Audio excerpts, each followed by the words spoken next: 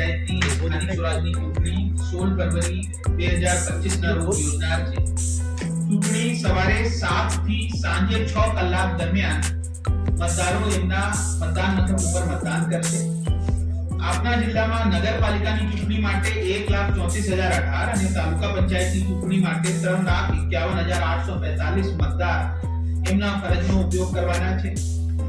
અને એમાં મતદાર ઓળખ કાર્ડ સિવાય જે ગુજરાત સરકાર તરફ ગુજરાત રાજ્યના આદેશથી નિયત કરેલ ફોટાવાળા જે 14 દસ્તાવેજ છે એમાં કોઈ એક દસ્તાવેજ લઈને એ મતદાનનો પ્રયોગ કરી શકશે।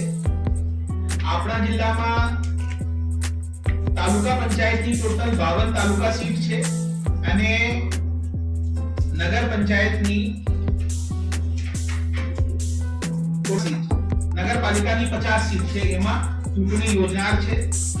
અને આ સમગ્ર તૈયારી માટે જિલ્લા વહીવટી તંત્ર અને પોલીસ તંત્ર રેડી છે।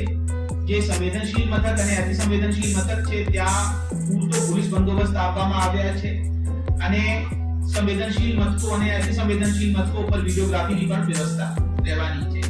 આપણે મીડિયાના મારફત હું દરેક પ્રજાજનથી અપીલ કરું છું કે જે વ્યક્તિ મતદાર તરીકે આ તાલુકા પંચાયત અથવા નગરપાલિકામાં સમાવિષ્ટ હોય તો એમનો ફરજનો ઉપયોગ કરે અને લોકશાહીને મજબૂત